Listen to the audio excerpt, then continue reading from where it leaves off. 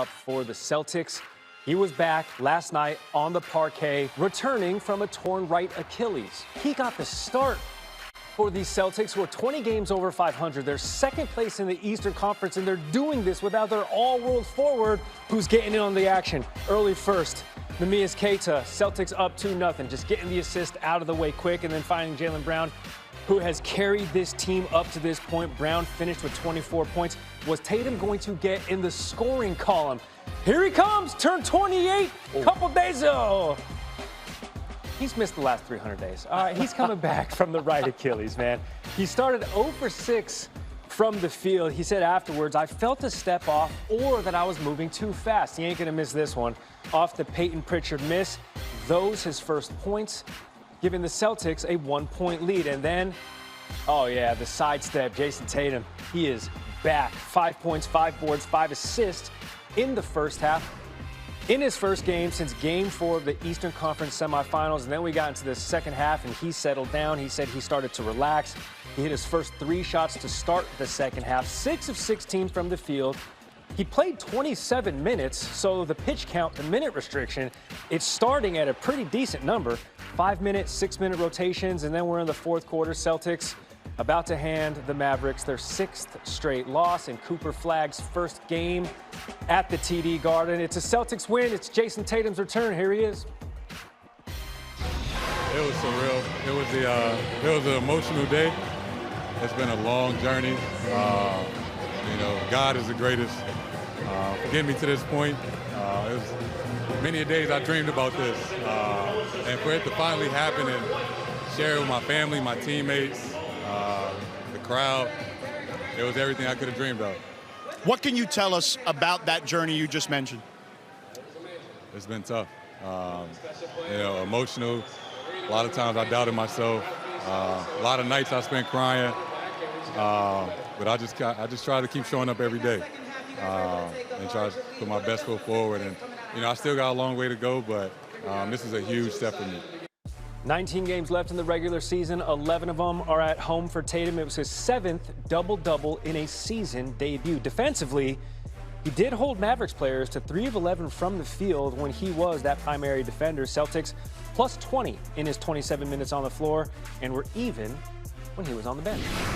All right, we got the Clippers. We got the Spurs down in San Antonio. Wembanyama and company are 13-1 since the start of February, but they're playing the second night of a back-to-back, and Wemby went for 39 minutes the night before. Kawhi Leonard maybe taking advantage of some tired legs. He hits a 3. Wemby, pull-up jumper. Spurs plus 10 with him on the floor. They were minus 6 without him. Julian Champagnie open for 3. Pop the bottle if you got it. 20 points, 5 threes for Champagnie. Wemby just looking to stay loose on the stationary bike. He comes back in the fourth. De'Aaron Fox, little floater, that goes. You'll float too. We all float down here. He had 19 points. Wembanyama coming up with a block. He had 4 of them. And on the other end, it leads to Carter Bryant. Yes, 22 minutes for Wemby. Again, 39 the night before. Devin Vassell was 2 of 8 from distance. The Spurs were down as many as 25, and they have come all the way back to take a lead. But Kawhi is like, hold on one second. Takes it the other way, 30 points, 9 rebounds, and 3 steals. Wemby, catch and shoot triple. 4 threes and 4 blocks in the same game for the 16th time in his career. Derrick Jones Jr. had 12 points. He goes right at Air France. Gets that to go. Gary, post defense in French is what? Post defense. There it is. Clippers retake the lead. Off of a miss, though, Fox is going to find Wemby, who said he wasn't sure he had any more fast breaks in his legs after that one. Spurs a 1-point lead. Stephon Castle. Look at Stevie Drawbridge fighting for his own rebound and getting that to go. And the Spurs win, and Wemby is spent after. I thought I was about to pass out from the first quarter from exhaustion, so that's close to being the hardest game of my life. I know it might have not looked like it, but we played a hell of a game against the most physical team in the league yesterday. Played a long-ass game tonight against the physical team as well. I'm about to pass out. Andy Scott and Gary Streisky back with you on SportsCenter. JB and the Knicks are in Denver taking on the Nuggets. The Knicks are 6-1 against Denver since 22-23. Best record by any team versus Denver during that span. You heard the whistle. Nikola Jokic Gets the hoop, gets the harm. Though the Nuggets were down by 5 in the second quarter, Jokic gets that to go. He got his, but Denver shot themselves out of this game. They went a stretch missing 17 straight three-point attempts. You know who wasn't missing anything? OG Anunoby. Knicks were up by 9. Cat had 17 points, 13 boards. OG Anunoby, dare I say, get to Jamal Murray here, who took tough contact. Look at the left ankle. No Twist thanks. that on the big foot of Big Honey. Man. He had 12 points. They just got Aaron Gordon back. Exactly. He didn't play for many stretches. Cam Johnson also played in this game. Jamal Murray left in the second quarter, would not return. OG Anunoby would not slow down. Josh Hart found him there. Knicks up 15, and then Josh Hart getting in on the action. 15 assists, 9 points for Jalen Brunson. Denver's going to lose by 39 points. It ties their largest home loss since 1998 when they welcomed the Bulls into town. MJ had 15. Here's David Adelman not happy. Yeah, that's not why we got our ass kicked. It was just because guys just let go of it. Like, they didn't compete. 3 minutes ago in the third quarter till all the way through the fourth, outside of Deron Holmes, I'd say nobody really competed. We did get good looks, just didn't shoot the ball well tonight, from the free throw line either. So if that's the case, then you have to win loose balls. We didn't do that.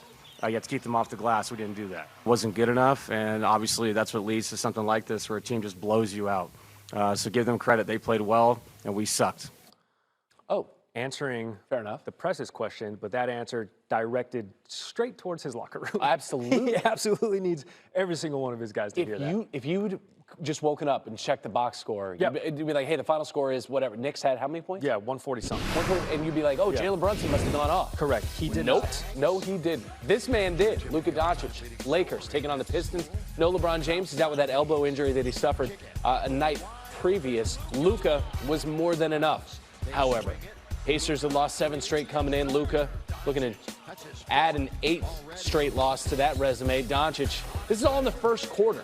Lakers shot 46% from 3. Luka shot 50% from 3 on the game, 7 for 14 from distance. J.J. Redick, his head coach, ridiculous shot making. He imposed his will early. That was deep. He hit that, Gary, you're a big fan of L.A. Hit that from the Valley, probably? I've heard of it. I've heard they have many valleys there. Hit that from Burbank, I think, is what, I don't know. More of a credit union guy. He had 22 points in the first quarter, his 6th 20-point quarter of the season.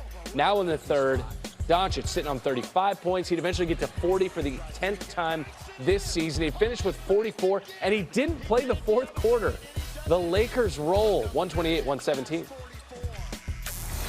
Appreciative applause showering Jason Tatum, playing his first competitive basketball game in 10 months.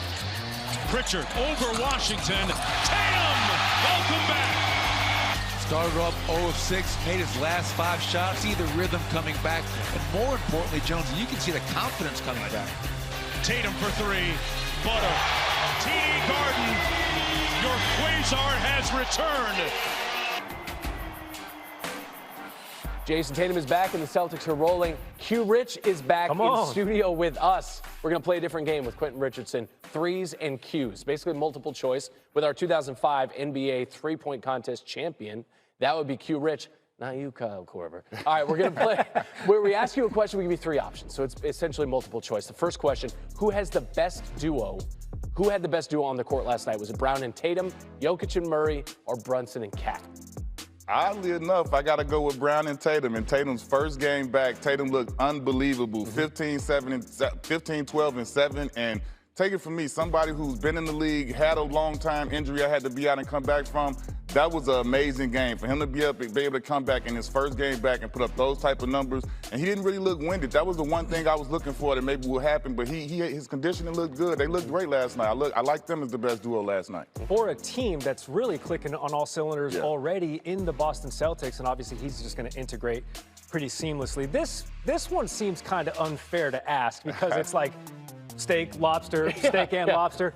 Who has the brightest future of these 3 right here? Oh, man. 19-year-old Cooper Flagg, 22-year-old Wemby, 24-year-old Anthony Edwards. It's like you said, you can't go wrong here. I think all 3 of them have incredible futures coming up, but if I have to choose, I'm choosing Ant-Man. He's my type of player. He's like, when you look at him, the mannerisms, the trash talking, the way that he plays the game, He plays like where I'm from. I'm from Chicago, inner city. He reminds me of guys that played the way I was growing up. And I love his bravado. I love the way he walk it like he talk it. And I'm choosing Ant-Man. He does plenty of talking, too. No friends on the court. Early 2000s. Everybody disliked each other. He's woofing at his own coach. He's like, hold on, you don't have me in here to pass the basketball. Let's go old heads. Okay. Who is the best, Q-Rich, old head left in the game? Is it LeBron? Is it KD? Or is it James Harden? Again, all three of these dudes are doing big-time things still, but I'm going to go with KD. He's the ageless wonder. I feel like if he didn't miss those couple games, the couple seasons with injury, he'd be on LeBron's heels for trying to take out the all-time leading scorer. But, he's just timeless, man. I think he talks about it all the time. He loves to play the game. He's a true hooper, and you can just see it out there. The guy's amazing. How much of an old head does it make all of us feel that now we're putting those guys into old head category? Actually, they've been on status for a while. Speaking of some old video, QR going to be back next block to talk about a big matchup in Warriors Thunder. But there it is. 05 from Denver. There it is. I like this visual. The sweet hair back there. Look at the hair. Look at the hair, y'all. You remember the final round score?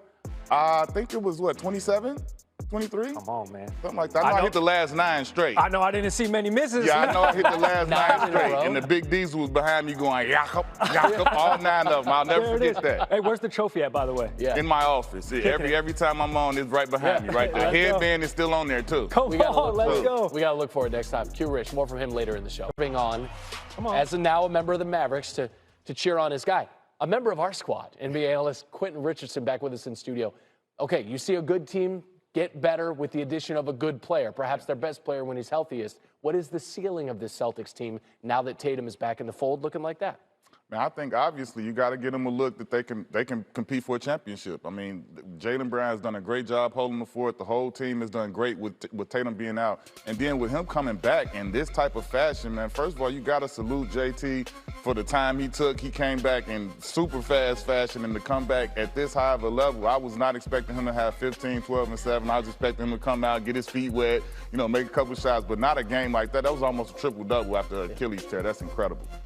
Right behind the Celtics, who have won 8 of their last 10 games, are the Knicks, who have won 7 of their last 10. They just handed the Nuggets on their home court a 39-point loss. How does New York stack up in the East? Like I said, right now, to me, in my opinion, it's between the Knicks, the Pistons, the Celtics, and the Cavs. And I think the Knicks, depending on the draw in the playoffs, what seed they get, who they see, they have as good a chance as any. I just don't think they want to run into Detroit before the Eastern Conference Finals. If they have to see them, that could be a problem for them.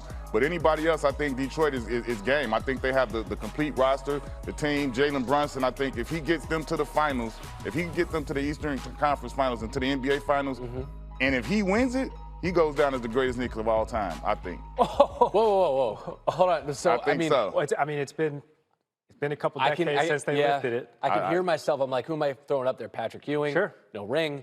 But you're going through. There's a lot of no ring when you're no ring. Yeah, that's the separation right there. That's why I say if he can get that ring, that'll separate him from a lot of people. There's really not an argument there. Couldn't get farther away from New York for this last question here. You got a showdown in the West. Golden State at OKC tonight. It's on ABC. Still no Steph Curry for Golden State. Still coming back from the knee injury. What is the QR code for Steve Kerr to get that win in OKC? First, I don't think it's going to happen, getting that win, but the QR code would be, the Warriors have to play out of their mind defensively, and then you need Podziemski to be the guy who he's been when he's been really good this season. He's had some games where Steph has been out, or even when Steph was there, where he jumped up and had 30-point games and big explosive games scoring the ball. So they need him to do that tonight. When Steph is not here, if he could be aggressive and be really good, that gives them a greater chance to win the game. We have not seen Steph Curry play since late January. Meanwhile, the Oklahoma City Thunder, first place in the Western Conference, they've won 4 straight. Yeah. They welcome the Warriors into town. Yes, they do. Come on, QR. Right. That's the QR code. He says it's not going to happen, but if it does. Yeah. But if it does. Appreciate you, buddy. Yes, sir. See you next time. All right. Appreciate you, man. So Tyler Fulgham is with us. And you hear that. The new dad who looks well-rested. Well-rested. Little jealous. Well-rested. Hey, let's start Warriors Thunder. What do you like in this game, if anything? I flash up my QR code, and it sounds like Quentin doesn't think the Warriors are going to be able to hang tight. Now, when you bet the Thunder, you got to lay a lot of wood. They're a 14.5-point favorite here, so I think they're going to win. The question is, will they win by 15 or more? I say yes. I think we can lay that big number with the Thunder in this spot at home. We know how depleted that Warriors roster is.